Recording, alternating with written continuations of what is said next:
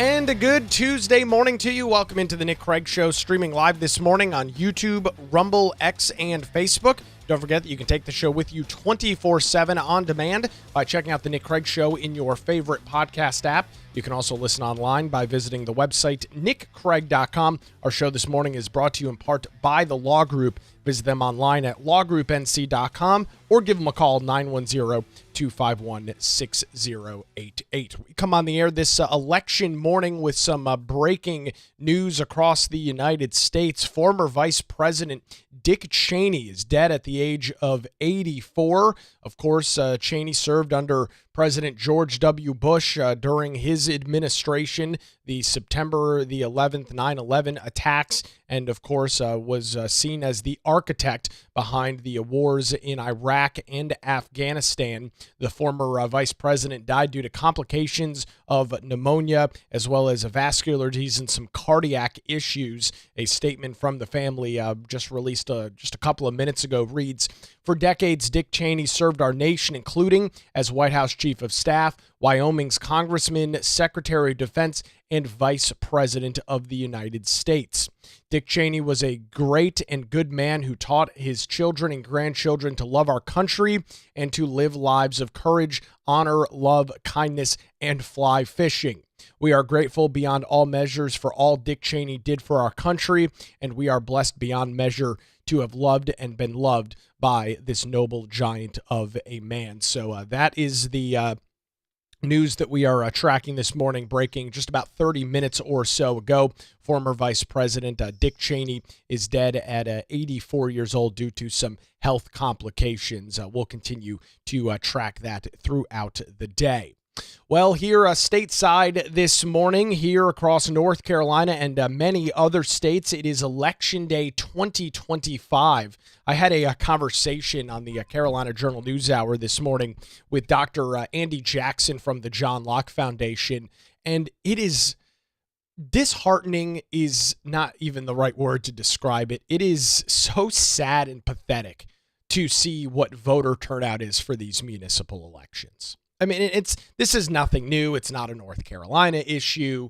It is just voter turnout in off-year elections, which is what this is, when you don't have a big ticket item at the top of the ballot, you don't have a president, you don't have Senate, you don't have Congress or anything like that. It is so disheartening that voter turnout is so low. I mean, it is so disheartening that 16, 18, 20% voter turnout is the norm in a municipal election. But unfortunately, that's exactly what it is, what it looks like, and likely what it will be today. And while early voting numbers, at least across New Hanover County, are up a little bit, I mean, all in all, voter turnout is still probably going to be in the low 20s when everything is said and done coming up later tonight. So this is what you need to know for individuals who plan on voting today. Polls are now open. They opened at 6:30 this morning, and they are open for 13 hours until 7:30 p.m. So you've got a little over 12 hours to get out and vote. If you are wondering whether you have an election today, if you're wondering whether you have something to vote on, head on over to the North Carolina State Board of Election voter search tool. And from there, you punch in your first and legal last name. And with that, it will show you first your voting location. And if you see that you have a sample ballot available, that is the indication that you have an election that you can vote on today. So show up to the voting address. It's probably a church or a school, and you will be able to vote until 7:30 tonight. If you do not see a sample ballot listed, then you likely do not have a municipal election that is going to take place. Voter ID is in effect, so if you are going to show up and vote today, which of course I'd highly encourage you to do so, you will have to bring a valid form of ID. For the vast majority of individuals, that valid ID will be a valid North Carolina driver's license. Make sure you have that. If you don't, you're not going to be able to vote. You'll have to fill out an ID exemption form that claims by by the way, with the threat of perjury, that you have a legal exemption to not have a valid ID, which is, if you just left it at home or didn't bring it with you, is not a valid excuse. So you will need an ID for your ballot to count. If you are somebody that votes by mail, absentee by mail, unlike in years past, you are required to have that absentee by mail ballot in the hands of county election officials by 7:30 tonight. So if you are still hanging on to that absentee by mail ballot, do not put it in the mailbox today. Do not try and mail it today. It will not get to the Board of Elections by 7:30 tonight. You need to you yourself need to drive it over to the Board of Elections Center, which is their office, and drop that off and make sure that it is in the hands of county election officials, or it will not be counted. If it shows up at the Board of Elections in the mail tomorrow morning, it's not going to be valid. It's not going to count. So make sure, if you still have a mail ballot in your possession, or if you have any family members that do, make sure they get that out today. And unlike during early voting, same-day voter registration is not permitted on Election Day. So if your name is not already listed on the voter rolls, well, unfortunately, you are not voting in this election. Go through the process to get registered so that you can vote in the primary coming up in March. So that is some of the information for those that are voting across the state of North Carolina today. We'll, as we have done, we'll, of course, talk about what's going on locally.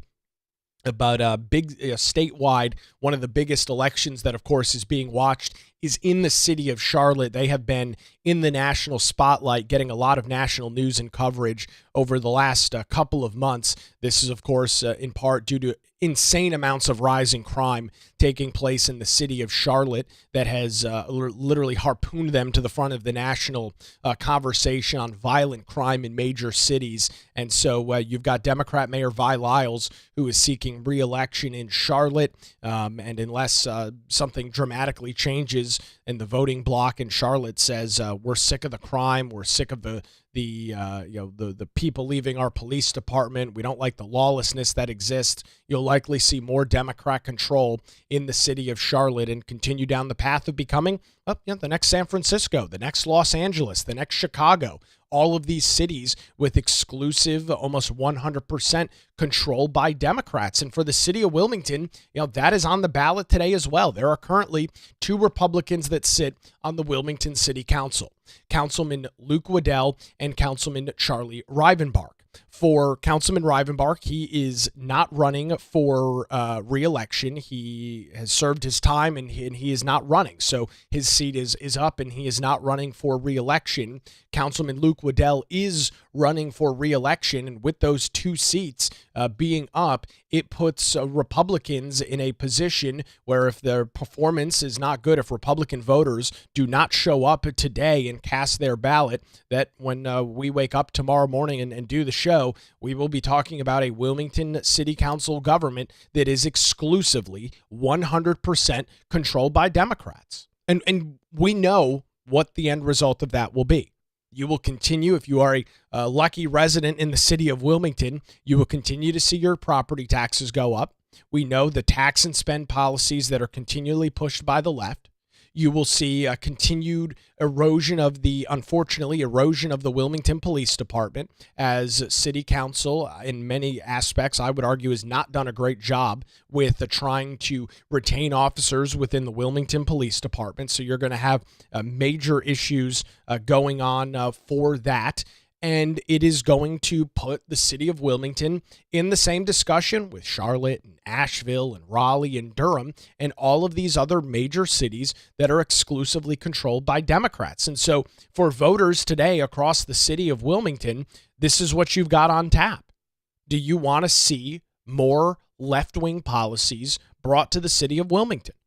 Do you want to see more tax and spend policies where your property taxes skyrocket year after year because, as we know how Democrats govern, we just need more money. We just need more money.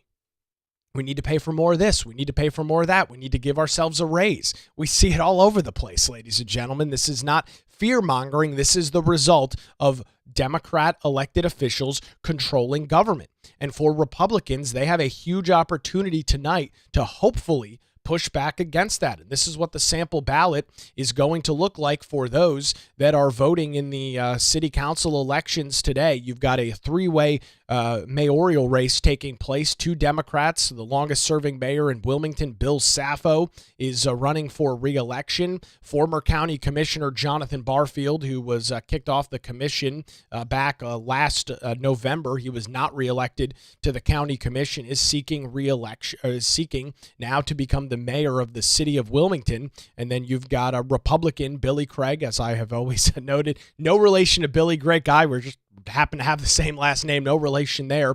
He is running as a Republican, trying to bust the ballot there and provide the first Republican mayor in Wilmington for Wilmington in the better part of 40 years. So that is what you'll see at the top of the ticket. You head on down to the city council race, and this is what it looks like. You've got a Democrat, Clifford Barnett, Democrat, Chakima Clinton Quintana, Republican, Richard Collier. Sean Guerrero is not running. His name is on the ballot. He has dropped out of the contest, so if you vote for him, you are literally wasting your vote.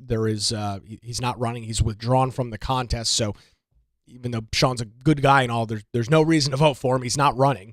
J.C. Lyle is a Democrat, well-known in the community. Kelly Roberts Jr. also running as a Republican. Cassidy Santaguida running as a Democrat. And current Wilmington City Councilman Luke Waddell running for re-election after he was elected back in 2021. And so this is the race that is unfolding, and we are going to watch play out in front of our very eyes over the coming hours this afternoon, this evening, and likely, hopefully, getting some of those results not too late tonight, but at a decent hour so that we can have a pretty good idea as to what is going on and what will be going on for the city of Wilmington moving forward. And that's really it. I mean, the voters in the city of Wilmington, which I will be the first to admit I am not a voter in the city of Wilmington. I live in the county, not the city itself. This is what you've got on tap for today. And so if you want more out-of-control tax and spend policies, if you want soft on crime, if you want more progressive ideals, then sure, vote for Democrats. That is exactly what you will get with the election of people like Chakima Clinton Quintana, J.C. Lyle, Cassidy Santaguida, and Clifford Barnett. That is, you will get more of those out-of-control radical policies from those individuals. If you want some balance, if you want some conservative ideals to be brought forward, then it's very simple. You need to vote for Richard Collier, Kelly Roberts, and Luke Waddell and support Billy Craig for mayor. Plain and simple. That's really what this boils down to. We have seen what happens in cities where Democrats have almost exclusive control. And even right now on the Wilmington City Council, you've got 5 Democrats and just 2 Republicans. And so it's very tough at governing as the minority party. We've been talking talking about that a lot over the last couple of weeks as it relates to the government shutdown in Washington, D.C. It's hard to govern in the minority, but it's good to have that voice in the room. And if Republicans and right-leaning unaffiliateds do not show up and vote today, the city of Wilmington is screwed. I'm just going to be perfectly blunt and honest with you. The city of Wilmington will head down the path. You can guarantee this. You take this to the bank. I don't make election predictions and try and predict politics. It's too dynamic of a sport to predict. I can guarantee you, with Democrat exclusive control on the Wilmington City Council, we are on the fast track to be Asheville. We are on the fast track to be Raleigh, Durham, and we are on the fast track to be Charlotte. I can guarantee you that is what is coming down the pike with Democrats exclusively controlling the Wilmington City Council. So that is what we are looking at. That is what that sample ballot looks like for supporting the Republican candidates. This is the official sample ballot of the New Hanover County Republican Party. You can read more about all those candidates over on their website, newhanovergop.org, and view a copy of that sample ballot. So that is what we are watching locally and across the state, keeping a very close eye on those elections in Charlotte. We then turn our attention to what is going on nationally. There are some pretty big contests that are taking place across the rest of the country as well. We'll start in Virginia, where you've got a gubernatorial race that does not look good for the Republican candidate here. You've got a Democrat in Spanberger, who, according to the Real Clear Politics average, has about a 10 percentage point lead over Earl Sears, who is the Republican. Both women, regardless of what happens tonight, Virginia will have its first woman governor in the history of the state. So that will be happening tonight, regardless of what candidate wins. But this is it's not looking good for Republicans in Virginia. We saw Glenn Youngkin come to power in Virginia back a couple of years ago, has done a really good job trying to hold off some of the left-wing radical ideals that are pushed in a state like Virginia, with so many individuals so closely tied to the federal government, so many individuals working in Washington, D.C., but living within living within the state of Virginia, not living in the district themselves. So that puts the state of Virginia in a very tough political spot. An upset from Glenn Youngkin a couple of years ago over men and women's bathrooms and some school choice decisions brought him to that. But unless this polling is just dead wrong, which I don't believe that it is. I'm not a Virginia voter, but unless the polling is dead wrong, you are going to see a Democrat governor make their way back to Virginia. We'll then turn our attention to New York City, where this race is pretty much all said and done. President Donald Trump getting involved yesterday, endorsing independent candidate, former Democrat Governor Andrew Cuomo in this contest. There was a recent poll yesterday from Atlas Intel that showed Mamdani with only a 5-point lead. Looking at this data from Real Clear Politics, it would appear that this Atlas Intel poll is very much an outlier, as Mamdani has enjoyed a 10 to 15 to 20% advantage in pretty much every other poll. So I would assume now the Atlas Intel poll does have a much larger sample size than many of these other polls. It's about 2,400 people, but unless every single other poll is wrong, and this Atlas Intel one has kind of cracked the code, the race for mayor in New York City is probably not going to be very close, and we will likely know pretty early into the evening as to what the result is going to be, which is likely going to be Zohran Mamdani, a self-described socialist, a self-described communist, leading the Big Apple. What will that mean for midterm politics? What will that mean for the midterm election coming up next year? It remains to be seen. I'm of the mindset that as it stands right now, this is probably, while it sucks for those that live in New York City, this could be a good opportunity for Republicans to kind of put Mamdani up on a pedestal as to what is wrong with the Democrat Party being the face of the radical, out-of-control left. So there could be a little bit of silver lining in that. But this race, according to all polling, it looks like it is pretty much said and done in New York City. So you'll likely have Mayor Zohran Mamdani as we head into the evening tonight. And then finally, the other race that we are keeping an eye on. This one is very, very close. When this is the race in New Jersey for governor there, the last Republican governor, Chris Christie, winning in 2013. Jack Ciattarelli, who is the Republican candidate for New Jersey governor, is pretty close. I mean, you look at the average here, the Democrat has about a 3-point advantage. That's within the margin of error. I mean, and you look at, there was a poll out again from Atlas Intel yesterday showing the Democrat with a 1-point lead, a Hill poll earlier this week with a 2-point lead for the Democrat. This is a pretty close race, and if Republicans get out to vote in New Jersey, then there is a strong possibility that Jack Ciattarelli upsets in that contest and becomes the first Republican governor of that state in over a decade. So we'll be keeping a close eye on that race as well as we head into the evening hours. And, some folks, and it's kind of interesting when you look at this, there's a couple of different ways that you can break down a municipal election like this. I'm not of the mindset that this election is any indication of what is going on nationally. And the reason I say that is because in these off-year elections, it is very hard to, I think, draw parallels between what is going on right now and what will be going on in the midterm elections. Now, outside of North Carolina, of course, what we were talking about earlier, when you look at Virginia, you look at New York, you look at New Jersey, there is a high-level contest, either governor or mayor, that is likely to draw a significant amount of individuals to the polls. But even with these important races, governor, mayor, voter turnout still is not crazy high. You might see voter turnout around 55, 60, 65%. But when you compare that to the general election, like a presidential election, where you've got voter turnout in the mid to high 70s, close to 80% in most states, it is a significantly smaller voting population. So the reality of this is pretty simple. Democrats are going to win in Virginia.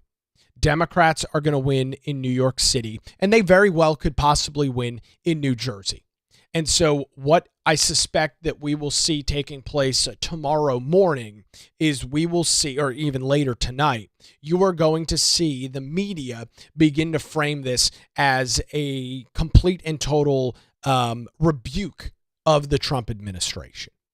You are going to see Democrats start rolling out that this is an indication that the American voting population is showing up and standing up against MAGA Republicans, the radical right wing of American politics, and say that this is a correlation and this is likely what is going to happen in the midterm elections. And we'll watch and see how that coverage plays out.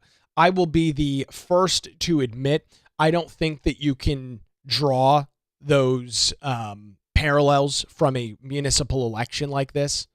I don't think that you can say, oh, well, because the municipal midterm not even midterm, but the municipal elections are not drawing out well for Republicans, that you will see this translate into a big win for Democrats next election cycle. I mean, it's still very far out, but this is the Real Clear Politics average on the generic 2026 congressional ballot. Democrats are only enjoying a plus 3.6% advantage over Republicans. I mean, this is nothing that the Democrats are running away with at this point. And when you look at, this most recent poll, this CNN poll giving Democrats a 5-point advantage, this is a registered voter poll, which is not accurate. You need a likely voter poll like the one that News Nation did of almost 1,200 people. Registered voter polls don't work. You need a likely voter poll to pull out some of that information and pull out some of that data. So we, at this point, just kind of wait, watch, and see. And for many municipalities, right, you look at, as we were talking about a little bit earlier, you look at a place like Charlotte, you look at what is going on there. It is a city that has got a large Democrat population. The city of Wilmington, I've said this privately, I'll say it publicly now. Every single election cycle going forward for Republicans in the city of Wilmington is going to be worse than the last. Plain and simple. You have got a larger group of Democrats that are moving into the city of Wilmington, that are registered in the city of Wilmington, that are active in the city of Wilmington every day that goes by. And so it is going to get tougher and tougher for Republicans to win elections in the city of Wilmington. We're not quite to the point of a Raleigh or a Durham or a Charlotte or an Asheville. But unfortunately, and I don't say this with any sort of glee, I'm not happy to report this to you, but the reality is it is not going to be long, could be 2, 5, 10 years before the city of Wilmington is completely lost and gone, where you will have no moderate voice, where you will have nobody to push back against ideas. I'm not a fan of one-party control, one-party rule. I do think having an opposition party, a strong opposition party, is a good thing.